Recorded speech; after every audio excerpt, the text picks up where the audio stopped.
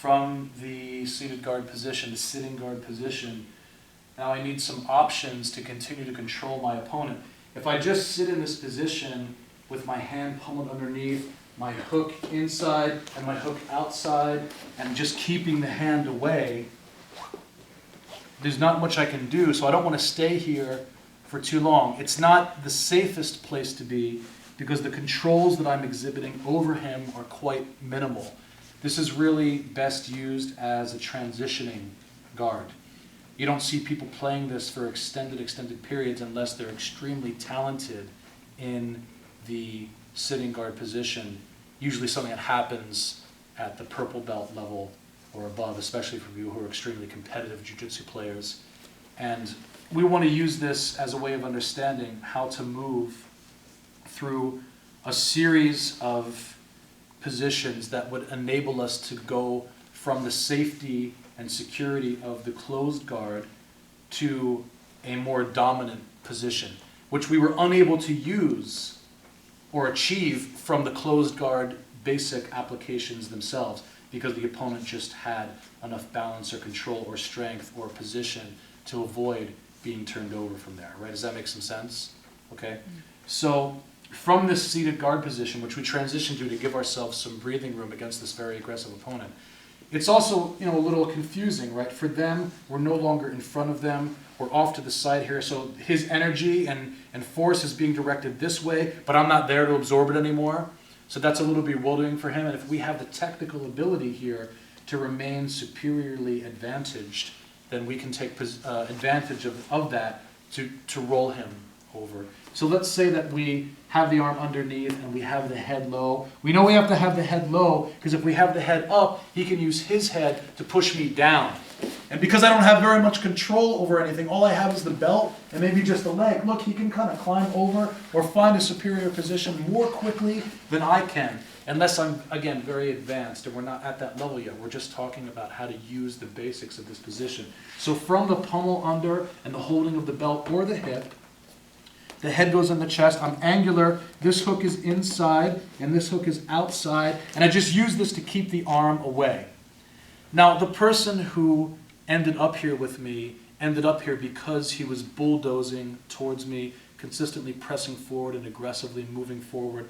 So he's probably not going to stop doing that. If that's the game that he was playing just a moment ago, it's the game he's going to continue playing.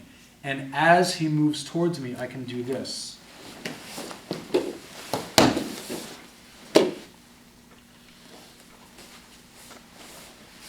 This is a very basic and functional sweep from the sitting guard. It allows me to reverse the position so that all of his energy is transitioned from the top position through me and then reversed to the ground. And then I keep it grounded by maintaining the mount. With the arm under and the head on the chest and the hook inside and the hook outside, I use this hand to keep his arm away. If I see that he pushes me, what he can do is put me on the ground. And from the ground position, I don't have much control anymore to turn him over, especially if he uses this hand like a strong base to drive himself into me. So obviously this hand is a concern. Being on my back here, if he would push me straight to my back, is even more of a concern. He's essentially halfway to the mount, especially if I'm lazy with this leg. He can start to climb over relatively easily. So I need to make sure, first and foremost, that when I move to this sweeping position, I maintain the angle that I've created here around the corner.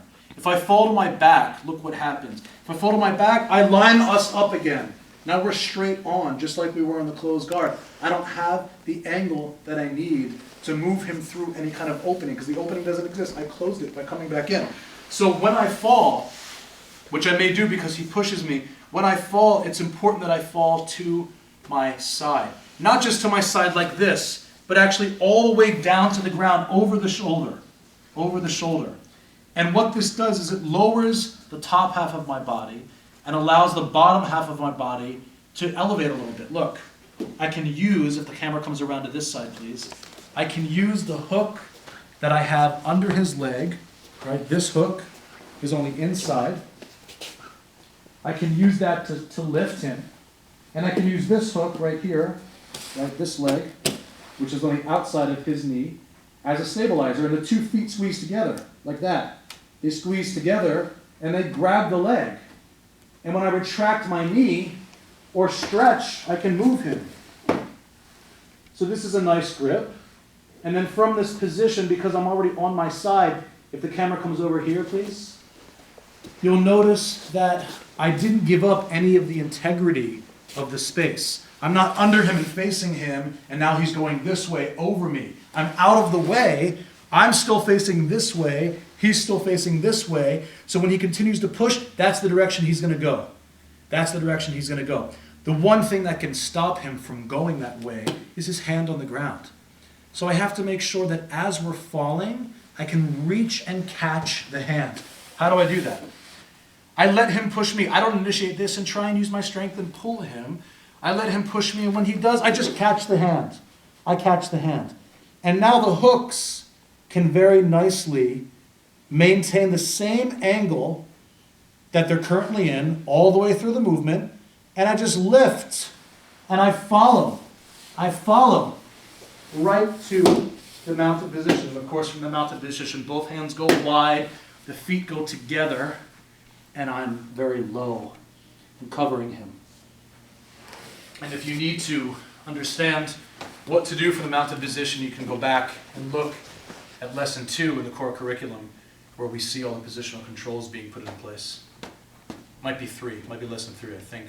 1 is the mount, 2 is the Americana arm lock, right? 3 is positional controls. Somewhere in the first 3 lessons. Sorry, I don't remember the exact number, but there's ways that we illustrate, and they're labeled very clearly in the core curriculum, how we can maintain the mounted position by staying low and wide, using the feet and using the hands to keep the center of gravity very pressured on the hips. All right? So it's there. Pummeled underneath and holding the belt or holding the hip. This hook inside, right, like this, and if he would come over me and I wouldn't use the hands. See, I keep the angle exactly like it is the entire time. I'm still up and down, like this, right? And this hook is going to lift. My other hook helps on the outside of the leg by squeezing the feet together and holding the leg. I'm on my side, facing this way. He's still facing this way. And of course, the hand has to come out of the way. So as he pushes me, I hold the arm. I hold the arm like this, and I just tuck it in very tightly. If I can't reach the arm by overlapping it, by swimming over and holding, sometimes I can take the sleeve like this, and I can stuff it inside. That's also very useful. A little more technical, but it's possible. Hold the sleeve, and when he pushes me, I stuff it inside and then lift. Right, to my side, I lift the hook, and we go directly to the mounted position. Low and wide, feet together. So the critical thing that makes the sweep work is that I don't fall to my back. If I fall to my back, even if I stuff the arm, now it's not very easy for me to turn him over because we're both facing the same way. I have to leave this doorway here. Look, if I close the door, now I have to open the door.